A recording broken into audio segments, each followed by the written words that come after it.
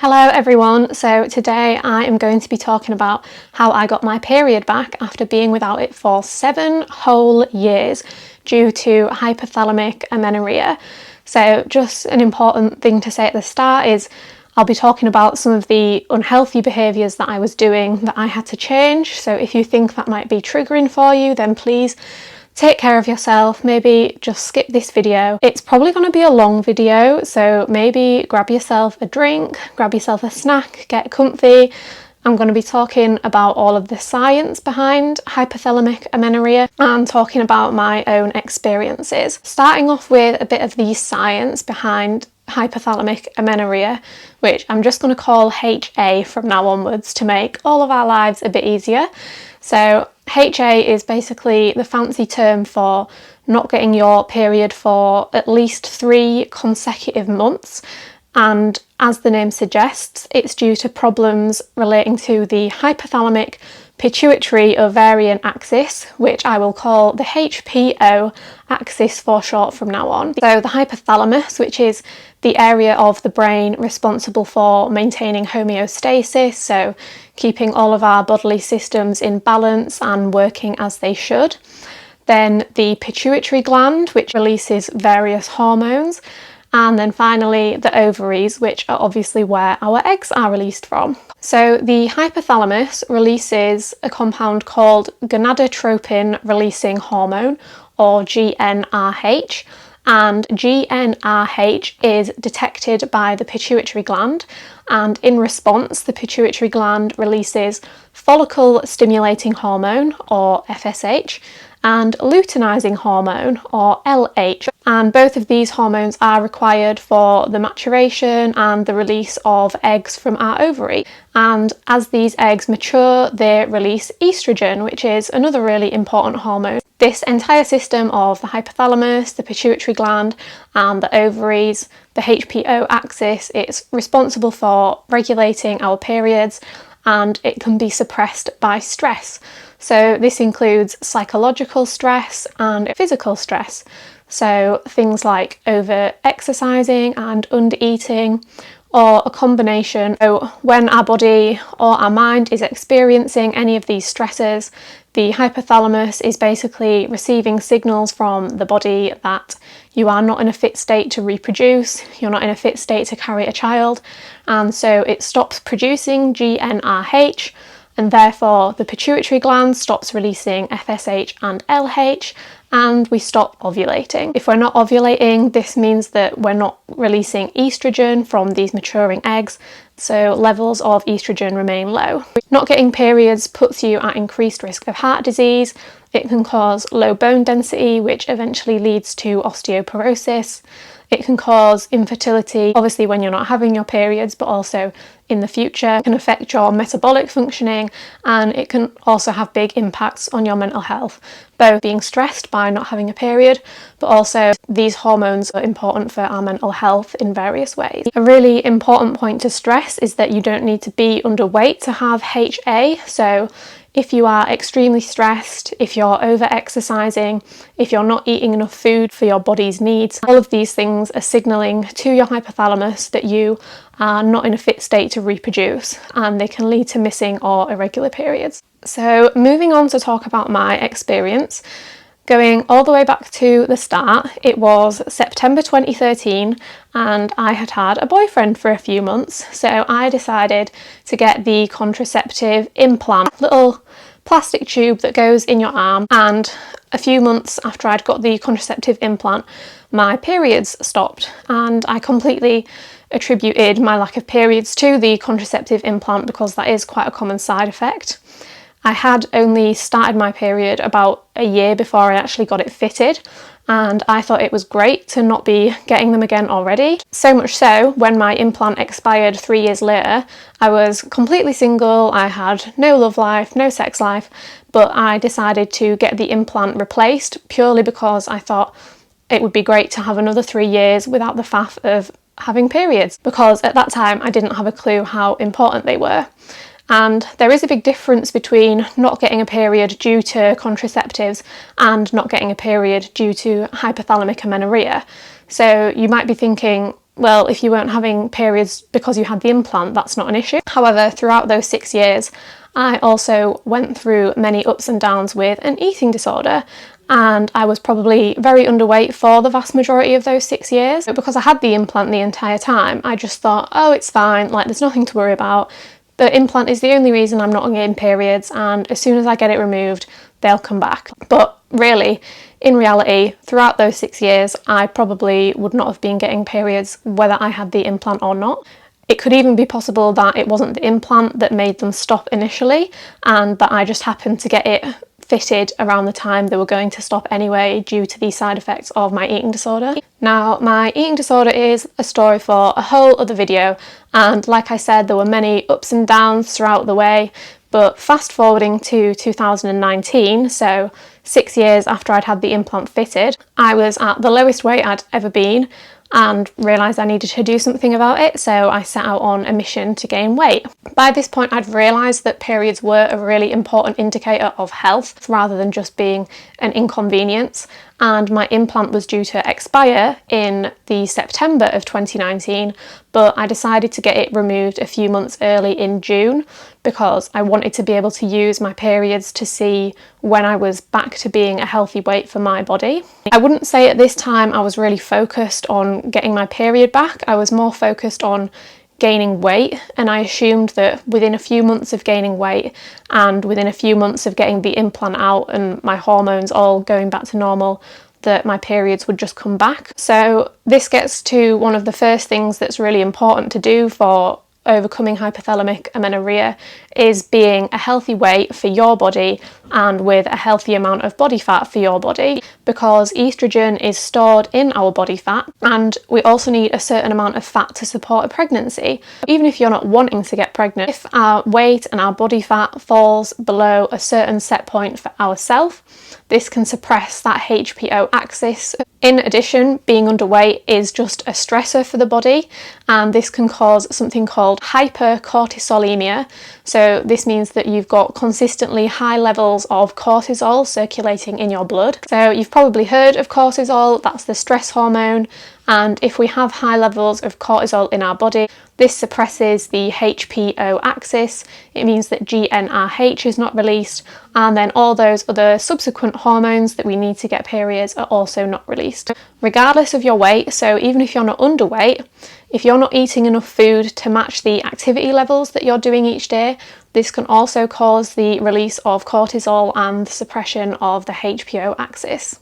Your body is going to try and conserve energy for its most important functions, and unfortunately reproduction is not one of them. So for me, I did manage to gain a reasonable amount of weight despite the fact I was still exercising quite a lot. So I was running about 35 kilometers a week, and running is pretty much one of the worst exercises you can do for getting your period back because it causes the release of a lot of cortisol, and it's just quite stressful on our bodies. And I wasn't very thankful for it at the time, but looking back now, it was a blessing in disguise in that November 2019, I got a running injury, so I had to stop running.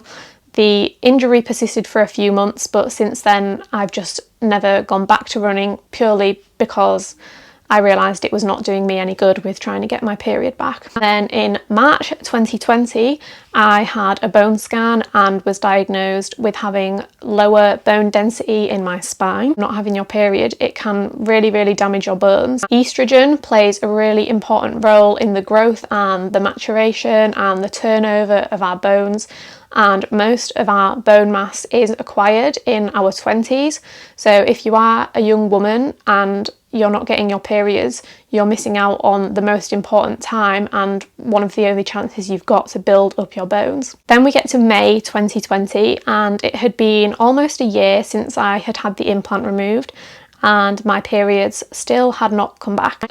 I really just thought after a few months of not having the implant it would all have been fine, but obviously it wasn't. I'd gained a reasonable amount of weight and they still hadn't come back. At this time, the UK was in the first lockdown. I was spending about 90 minutes out on a bike ride every single day because what else is there to do in lockdown? I was doing lots of cardio workouts, lots of high intensity interval training, lots of intense power yoga. And like I mentioned earlier, any kind of high intensity exercise is going to lead to the release of cortisol, and cortisol is just one of the worst things you can have in your body if you want to get your period back. So because of this, I switched to just doing yoga and walking every day and cut out all high intensity exercise. So obviously you can't measure your own cortisol levels very easily, but basically cortisol will lead to an increase in your heart rate. So if you use your heart rate as a marker of your cortisol levels, you basically want to be avoiding any kind of exercise that causes your heart rate to increase much. Although I did do a lot of exercise, I didn't do it to burn calories or lose weight or change my appearance. I just did it because I found it fun, I enjoyed it, I genuinely looked forward to it, it made me feel good.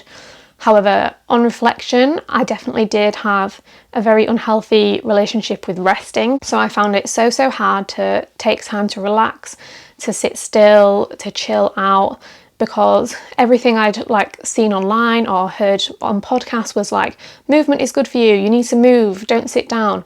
So in my head, I just got it right, I can never sit down, I need to be moving all day, every day. Obviously now I have realised that rest really is valuable. It's not good for us to be just going 24/7.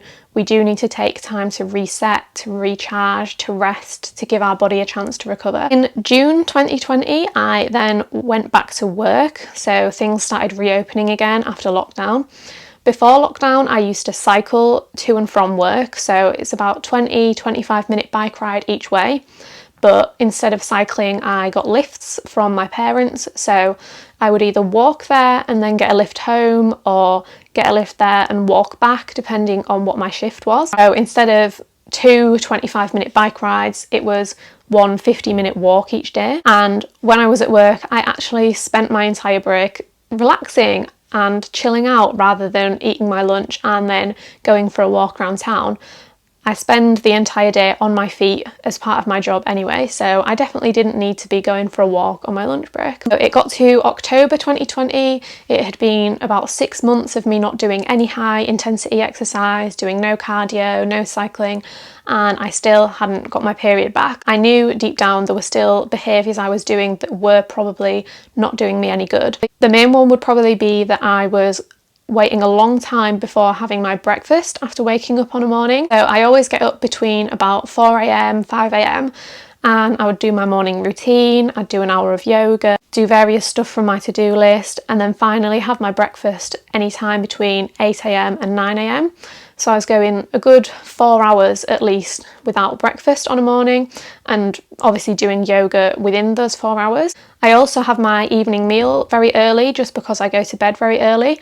So it meant I was going about 16 hours at least without food, and also exercising on an empty stomach. And going for many hours without food can increase levels of cortisol in the body. So if you're intermittent fasting, if you're leaving really big gaps between your meals, this is not doing you any favours for getting your period back. And exercising on an empty stomach, exercising when you're hungry, exercising when you're nutritionally depleted can lead to even greater release of cortisol. And exercising in the morning can also lead to even greater release of cortisol, because our cortisol levels are naturally higher in the morning anyway. So doing exercise in the morning further exemplifies that.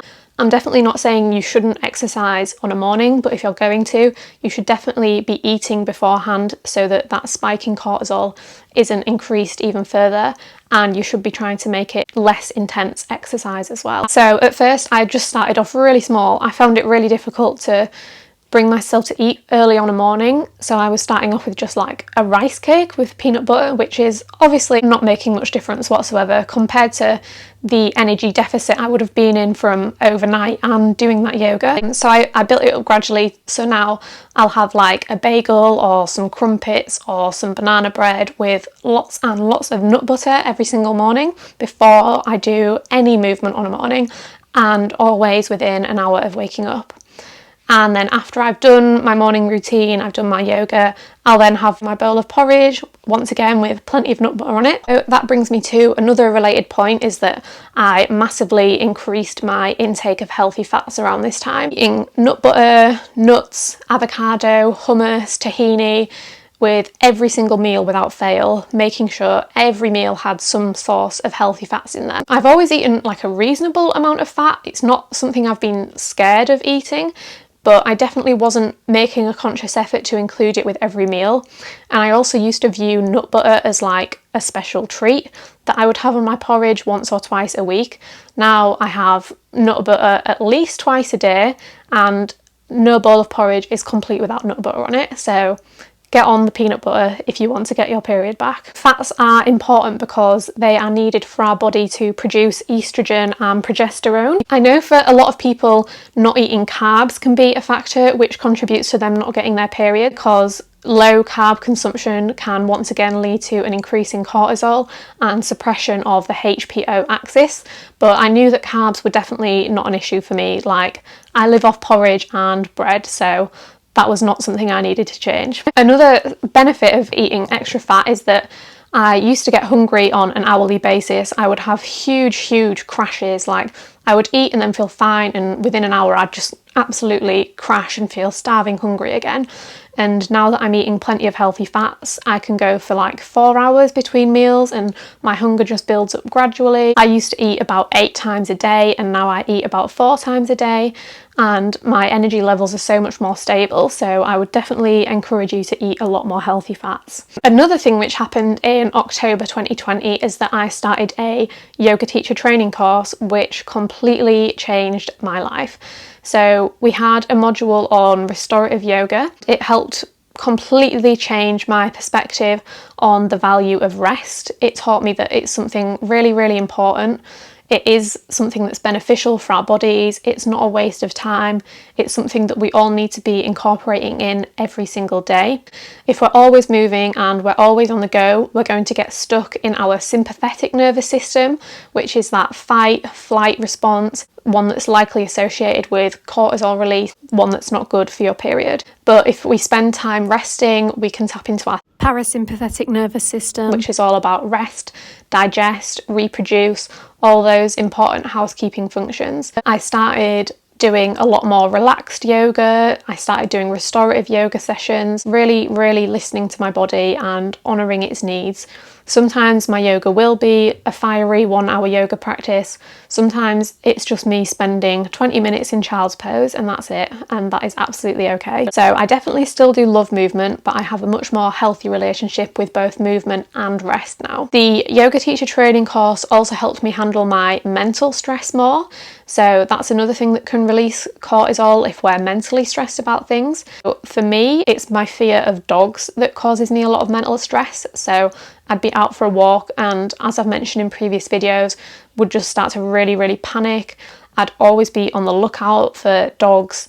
I'd hear noise, I'd see a bird, and I would go into panic mode because I thought it was a dog coming to attack me, which I know sounds silly, but that was how my brain was working. My yoga course gave me so many tools for handling stress, the main one of which would be connecting to my breath. So anytime I start to feel mentally stressed or panicked, I just connect to my breath and it helps me calm down. It helps me get into that parasympathetic nervous system, out of that high stress, cortisol fueled state. In December 2020, I had basically given up at this point. I was like, I've gained loads of weight. I've not done any high intensity exercise.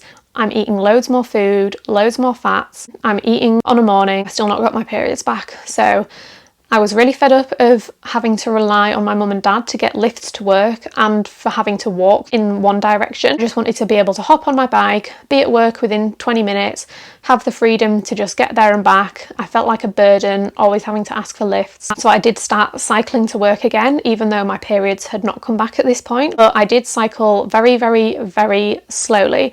Like, I was getting overtaken by like every single person you can imagine. So I think really it probably worked out better to be spending 25 minutes there and 25 minutes back cycling very slowly than spending 50 minutes absolutely speed walking. So even though cycling is considered to be high intensity exercise most of the time, for me, I was not making it intense. It was even less intense than walking. Funnily enough, it got to Christmas Day and I said, all I want for Christmas is a set of functioning ovaries, but unfortunately Santa has not come through. Like, I made that joke to my family and my friends. And we got into January, and in the first week of January, round of applause, my period came back. Yay! First one in 7 years. And funnily enough, based on the timing, I actually will have ovulated right around Christmas Day, so Santa really did pull through with the functioning ovaries. You are supposed to wait until you've had 3 periods before you start making lifestyle changes. Obviously, I'd already started cycling to work. I didn't do anything different with my diet. I kept that completely the same. I think maybe subconsciously I started cycling a little bit faster to work, but not making it super intense still. It was still pretty chilled. Obviously, I was still doing everything right because 32 days later, I got a second period. I spent the entire time in those 32 days really worrying that I wasn't going to get another one and that the first one would just be a fluke and that was it. No, it was all good. I did start incorporating slightly longer and slightly more energetic yoga into my life after that second one, but nothing too like high impact, nothing that was really getting my heart rate up. Finally now, again, another 32 days later, so they're back and running like clockwork, I've had the third one. Once this one's over, I'm going to start incorporating strength-based workouts into my life again, which I'm really looking forward to. I'm not going to change anything about my diet because it works so well for me having a high-fat diet and not being hungry all the time. I might carry on gaining more weight because of that, but I'm completely fine with that. Very in touch with my body now. I'm aware of what all the hormonal changes that occur throughout the month are. I'm aware of the signs of ovulation, so I'll know if I'm taking things too far and I need to take things back. As for things like running and cardio workouts and high intensity interval training, I don't think I'm going to bring them back into my life for a while. I feel like cycling to work is enough cardio, especially now I've had 3 periods. I might be able to cycle a bit more quickly and not have to set off to work quite as early. And yoga, weights, practicing handstands, I think that's definitely enough movement for me. Maybe if I end up in a job where I don't need to cycle to work, I might start incorporating some gentle running again. It is difficult because I did really love and enjoy all the types of exercise that I did, but obviously just having them all in my life all at once was just too much. So yeah, that is where I am right now. To summarise all the things that worked for me is the big one: if you're underweight, you're very unlikely to get your period back until you're at a healthy weight and a decent level of body fat. You need to make sure that you're eating enough food to match your energy expenditure, whether you're underweight or a healthy weight. If you're not eating enough carbs and healthy fats, then you need to incorporate more of those into your diet. You should always be having some food before you do any type of movement and eating within an hour of waking up on a morning, and not having super long gaps between your meals. Finding tools to manage your stress is really important, so psychological stress, getting yourself out of that sympathetic nervous system, just generally exercising less, resting more, and cutting out all high intensity exercise, cutting out anything that builds up your heart rate. So yeah, I think that is everything I have to say for the day. If you are going through this, then just know that you're not alone. There are so many people out there going through this. I know it can seem really hopeless at times and like your period is never going to come back. I have definitely been there, but if I can get mine back after 7 years, there is definitely hope for everyone, so don't give up. If you've got any questions about my experience, then feel free to leave them in the comments below. And if you found this video helpful, I would love to hear from you. I would love a like, maybe a comment, maybe a subscribe. Thank you so much for watching, and I really hope you enjoyed this video. Lots of love to you all.